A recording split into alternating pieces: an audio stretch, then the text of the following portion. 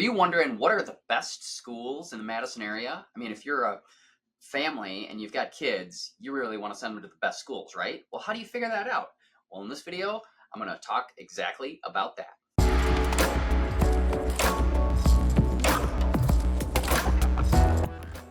I'm Josh with Lavik and Associates, and in this video today, we're going to explore some of the best schools in the Madison area. I'm your local real estate agent. I'm also a team leader and a real estate investor, and so I wanted to just share with you a few resources and a little bit more on my background and how I would approach someone that may be looking for a home in the best schools. What's the best schools? So first of all, I just want to say this is kind of a hard question for me to answer, along with any real estate agent, actually, because we don't want to violate any fair housing laws, okay? We don't want anything to be perceived as potentially steering one direction or another. So honestly, the best school is going to be a little bit of work on your end to do a little bit of research and determine what you think is most important. So for example, I can share a little bit on my experience. I grew up in the Madison area, lived here most of my life, but I graduated high school, went to Oregon High School, just south of Madison.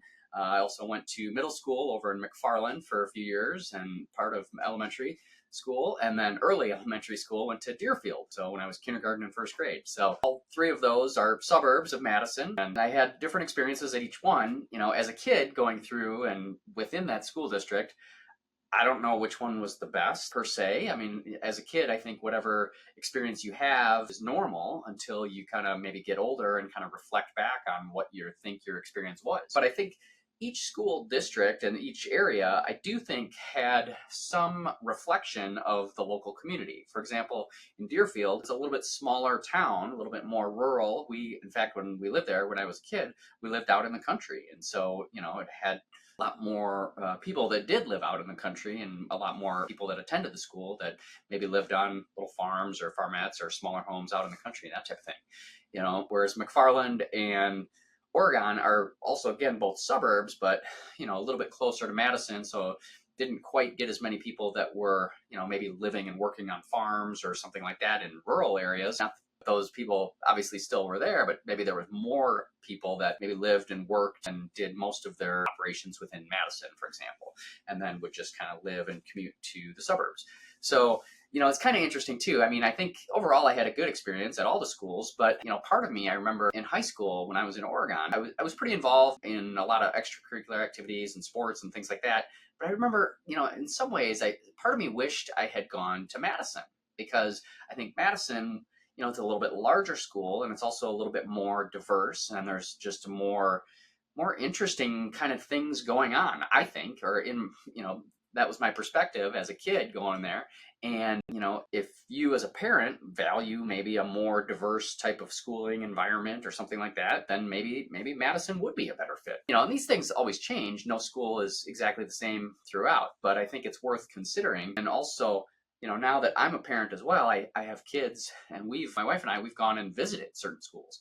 And so that's another route that you could definitely do. The other thing that I've attempted to do in our YouTube channel and some of the videos is we've interviewed a variety of different school leaders throughout the community and around the suburbs, and just tried to get their take on kind of what makes the area unique, what makes the school unique, all that kind of stuff, and hear it direct from them. So check out definitely some of our other videos that talk about school districts and the areas in and around Madison, and you can hopefully get a little bit more perspective. And so what else can I say about schools? You know, there are also some other private schools available, right? Most of the kids in the area, I will say, attend public schools, you know, because a lot of the property taxes in Wisconsin are a little bit higher than some other states, because it's set up to where a lot of that property tax revenue goes back to pay for the public schools. So, you know, that is kind of the way the school funding comes around. But there are private school options as well. So, I mean, there's, you know, there's a number of different like Christian schools. Madison Country Day School is a great school that I've heard good things about. And I actually have another past client that works over at that school. Edgewood has a high school and a private college as well. So there's different options. And it really sort of boils down to, again, your values as a parent. And if you prefer maybe a public versus private. I sent my kids, we went to the Isthmus Montessori Public School, which is It used to be a private school, but then now was kind of like set up more of like a charter school within the Madison school district. When my kids started there, we lived a little bit further from the school, so it was some work to get them there. So they weren't like super close, but my wife and I determined that that was the type of schooling environment that we wanted our kids to have at that time. Kind of looking at your values as a parent, I don't have the answer for what the best school is for you, but again, I've tried to attempt to share some of my experiences, and then again, check out some of our videos and other resources. I'll also include a whole bunch of links that you can check out. Greatschools.net has school ratings as well. You can kind of go online and check those out. They're also fully integrated on our website as well for you to kind of look at that. I'd encourage you to check out some of those resources and try to make your own opinion as well. The last thing I'll just mention about schools is absolutely it's important, but also encourage you to think also about what else might be important in terms of your new home. If you're new to the area, not familiar with the area at all, there's lots of great areas and lots of great schools depending on what's important to you, but also thinking about, your proximity to work. So, if maybe you're working downtown in the university, at say University of Wisconsin, there's a lot of people maybe that live in the West School District that, because it's shorter commute, right? They can get right to the University of Wisconsin because it's kind of just west of downtown. So a lot of those parents and things like that tend to be in that neighborhood. They don't have to be, they can be anywhere in the area, but that, a lot of people, proximity to work definitely matters as well. So thinking about what your other values are as well will also help you define what the best school is going to be for you.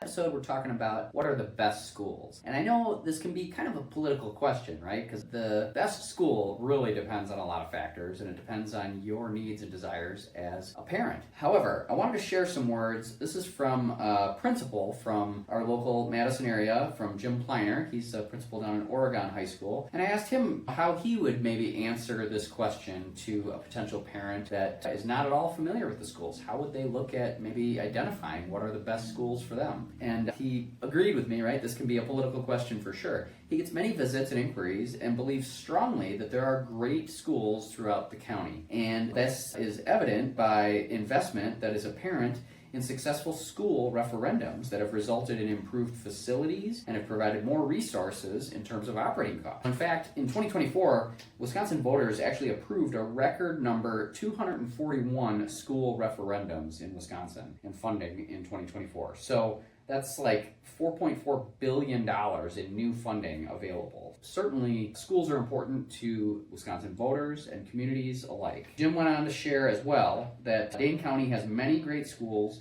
Information about schools and districts, they can be found on the DPI, the Department of Public Instruction, public portal in the form of their school report cards. And they rate schools based on a number of different areas, based on achievement, growth, closing gaps, and on track to graduation metrics. And they can kind of give you some peek at some of the trends within schools across the state. However, another suggestion he also recommended was reaching out to either the school administrators or counselors in the areas that you're considering. Oftentimes, a short tour or a visit is something that is typically permitted in most districts, and it can be a key component in helping you find the right feel.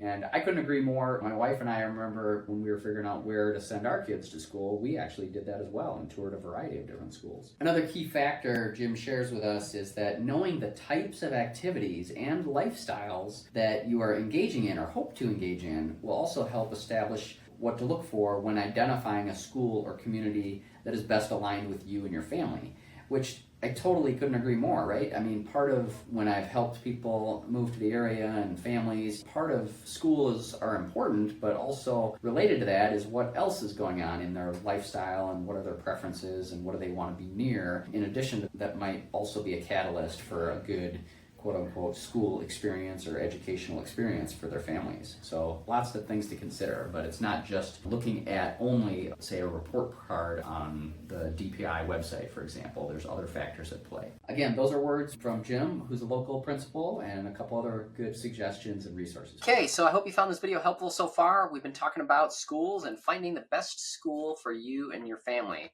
And I just wanted to include a short section as well. If you wanted to search properties by school district, absolutely something you can do, and you can do it right on our website. Make it real easy for you. Search by just school district, or you can search by if there's a specific, for example, elementary school, middle school, or high school. You can do that as well. But just choose, this is under the advanced search tab. So if you click, just go under search properties, go to advanced search, up this screen, and you can just, again, search by location type, instead of, scroll down and you'll get to schools, and then you can just put in, if you wanted to be in Madison, it'll populate, and then you can select the Madison schools. Or you could also select maybe multiple school districts. So maybe you want to be in DeForest schools, but also maybe Sun Prairie, for example. That would be another option. You can search multiple school districts at one time as well, and then just click the view all to view all the properties within that school district.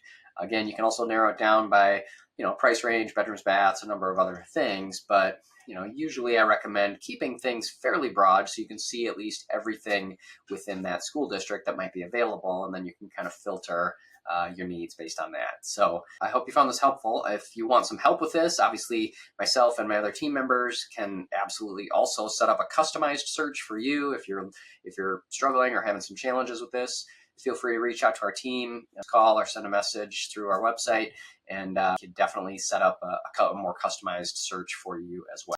So again, I hope you found this video helpful, and I hope you find the links and other videos that we have also helpful. If we can help answer any other questions, feel free to reach out when you get a chance, and hope you have a great day. Again, I'm Josh with Lavik and Associates, real estate agent here in the Madison area, and happy to help out. Have a great day.